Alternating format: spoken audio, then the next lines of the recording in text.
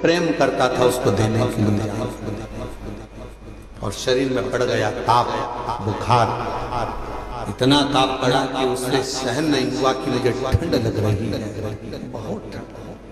कहाँ जा, टूटा सा शिवालय, और टूटे से शिवालय में एक दीवार से दुबक कर बैठा। अब उसको क्या मालूम कि अंदर एक कोई विद्वान ब्राह्मण बैठा हुआ है और वो शिव महापुराण का पाठ कर रहा है, शिव महापुराण को श्रवण करा रहा है।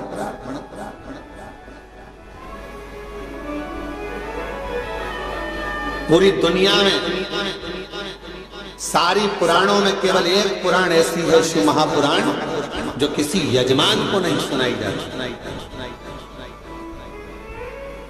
जिसका श्रोता यजमान नहीं होता, जिसका श्रोता दुनिया का कोई व्यक्ति नहीं होता, जिसका श्रोता केवल सारी पुराणों में केवल एक पुराण है। श्रीमद् भागवत को आप उठाएंगे तो राजा परीक्षित उसका श्रोता है, फिर कोई पुराण उठाएंगे तो उसका काशी नरेश एक श्रोता है, फिर कोई पुराण उठाएंगे उसका श्रोता ये है, और शिव महापुराण का कोई श्रोता नहीं। शिव महापुराण का केवल एक श्रोता है, वो देवादिदेव महादेव और माता पार्वती जी कथा को श्रवण करते हैं। 5 दिन यदि शिव महापुराण की कथा होती है, 7 दिन यदि शिव महापुराण की कथा होती है, मुख्य यजमान के रूप में जैसे साहू साहब यहाँ दामोदर जी बैठे हैं, दामोदर प्रसाद जी बैठे हैं, इनका परिवार बैठा है, या जिस तरह से आप सब इस पवित्र कथा को श्रवण करने के लिए बैठे हो, तो ये सोच कर बैठना 5 दिन आप कोई इंसान नहीं हो, 5 दिन आप कोई मनुष्य नहीं हो, 5 दिन आप कोई भी तुम्हारा नाम हो वो अपनी जगह पर है। 7 दिन 5 दिन जब कोई कथा का यजमान बनकर बैठता है तो उस जगह पर वो स्वयं नहीं बैठता, स्वयं देवादिदेव महादेव उसके यजमान बनकर बैठते हैं, उसके रूप में।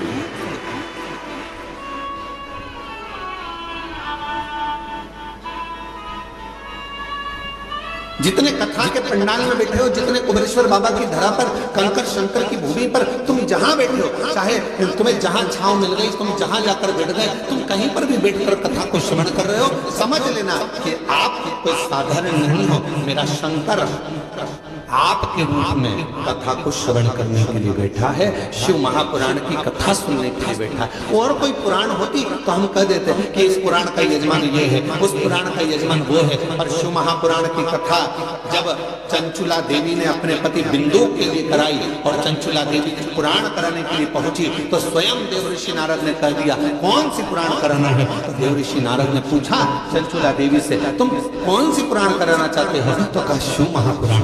देवऋषि नारद कहने लगे इस पुराण का तो वक्ता और श्रोता ये दोनों ही कठिन है। श्रीमद् भागवत का वक्ता मिलना सरल है। अब तो शिव महापुराण के भी बहुत सारे वक्ता मिल जाते हैं, बहुत कथा कहने वाले शिव पुराण के अब तो बहुत हो गए, पर नारद जी कह रहे हैं वक्ता और श्रोता दोनों मिलना कठिन है। किसका? शिव महापुराण का। रामचरितमानस का वक्ता और श्रोता भी मिलेगा, श्रीमद् भागवत का वक्ता श्रोता मिलेगा, विष्णु पुराण का वक्ता श्रोता मिलेगा, मत्स्य पुराण का वक्ता श्रोता मिलेगा, और शिव महापुराण का वक्ता और श्रोता मिलना कठिन है। क्यों? क्योंकि दोनों का मिलना इसलिए कठिन है कि वक्ता भी ऐसा होना चाहिए जिसका पूरा भरोसा भगवान शंकर पर हो, और श्रोता भी ऐसा मिलना चाहिए जिसका पूरा भरोसा शंकर। वक्ता भी ऐसा हो जिसका पूरा भरोसा शिव पर हो, शंकर के बिना रह ना सके, शिव के स्मरण के बिना ना रह सके, शंकर की भक्ति में डूबा रहता हो, शिव स्मरण में डूबा रहता हो, तो वो भक्ता हो। और श्रोता भी ऐसा हो जो भगवान शंकर के भजन के, शिव नाम के बिना, शंकर के स्मरण के बिना, शिव भक्ति के बिना रह नहीं पाए।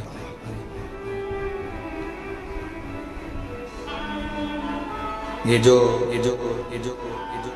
धनोरा वाले दामोदर प्रसाद साहू जी बैठे हैं, इनके बेटे भी बैठे हैं, बहू भी बैठी हैं, पोता भी बैठा है, और इनका पूरा परिवार भी बैठा है। और भी जहाँ धनोरा वाले गांव के लोग भी कथा सुन रहे होंगे अपने अपने गांव में बैठकर, हम उनसे भी कहेंगे, छत्तीसगढ़ वालों को भी कहेंगे, और सारे जितने श्रोता पूरे विश्व के श्रोता इस कथा को सुन रहे हैं, श्रवण कर रहे हैं, कथा के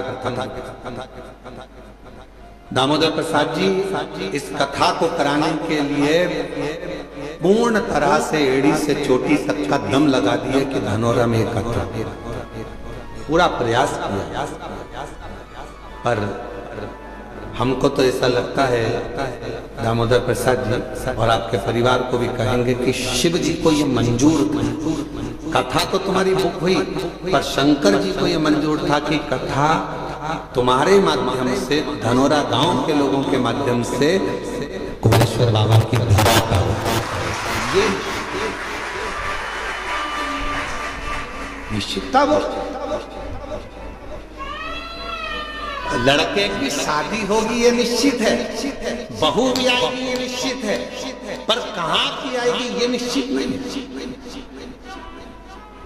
एक पंडित जी महाराज अगर ज्योतिषी करे और हाथ देखकर कह दे कि महाराज तुम्हारे लड़के की शादी होगी, ऐसी बहू मिलेगी और बिल्कुल जोरदार मिलेगी और बढ़िया रहेगी, पढ़ी लिखी रहेगी, ऐसे रहेगी, घर संभालेगी, ऐसा होगा वैसा होगा, घर में प्रथम लड़का भी होगा, ये भी होगा वो भी होगा, सब कुछ कहे, सब कुछ। पर कोई पूछे उनसे क्यों महाराज जी आप बताओ लड़की कहाँ की मिलेगी? तो पंडित जी मिलेगी तो पृथ्वी की।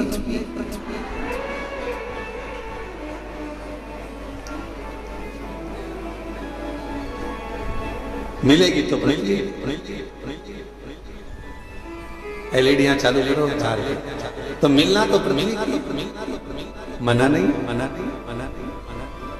अब वो कहे नहीं महाराज जी अब वो पृथ्वी की तो मिलेगी, हमें मालूम है कि अंतरिक्ष की थोड़ी ना मिलेगी, ऊपर की थोड़ी ना मिल जाएगी। पर ये तो बताओ कि मिलेगी कहाँ की? तो इतने में कहा कि हाँ उत्तर से दक्षिण और पूरब से पश्चिम, इसी के बीच की मिलेगी। अब इतने में फिर उन्होंने कहा नहीं महाराज मिल तो जाएगी, पर वो पूरब से पश्चिम उत्तर से दक्षिण मिलेगी कहाँ? तो फिर कहा लड़की मिलेगी। वो लड़की तो मिलेगी पर मिलेगी तो भगवान ने निश्चित कर दिया, कथा दे दी इतनी तारीख से इतनी तारीख तक है, धनौरा गांव में होगी, ये होगा वो होगा, सब कुछ निश्चित हो गया। और ये पूछे दामोदर प्रसाद साहू जी से, इनके बच्चों से, टेंट भी हो गया, साउंड भी हो गया, भोजन भंडारे की व्यवस्था भी हो गई, सारा धनौरा गांव छत्तीसगढ़ का एक एक बच्चा तैयार, कथा हो रही है, कथा हो रही है, कथा हो रही है। और मालूम पड़े फिर शंकर जी को कुछ मंजूर होगा। शिव जी ने कहा दामोदर मास में दामोदर प्रसाद तुम हमारे पास कथाया। और हम तो बाबा के भरोसे चलते, हम तो बाबा के भरोसे चलते, ये दुनिया वाले जलते, ये दुनिया वाले जलते, डमरू वाले के भरोसे चलते, काशी वाले के भरोसे चलते, सीहोर वाले के भरोसे चलते, सीहोर वाले के भरोसे चलते, हम तो बाबा के भरोसे चलते, हम तो बाबा के भरोसे चलते। तो ये निश्चितता है महाराज। शिव कथा चल रही है। देवराज नाम का ब्राह्मण, जो कि ब्राह्मण कुल में जन्म ले लिया, ब्राह्मण के घर में जन्म ले लिया, पर कभी ब्राह्मण कर्म नहीं करना, ब्राह्मण कर्म से वंचित।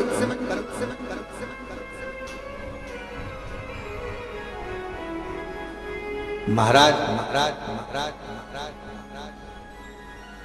इस व्यासपीठ से निवेदन करूं आप सभी,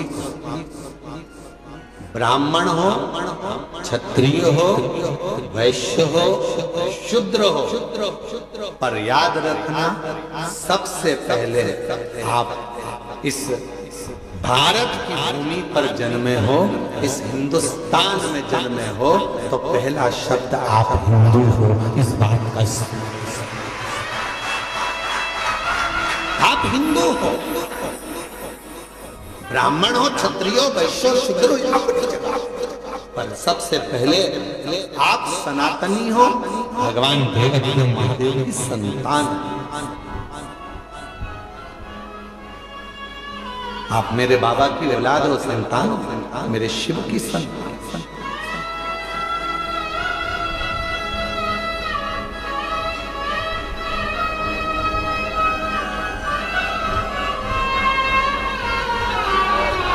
एक बच्चे ने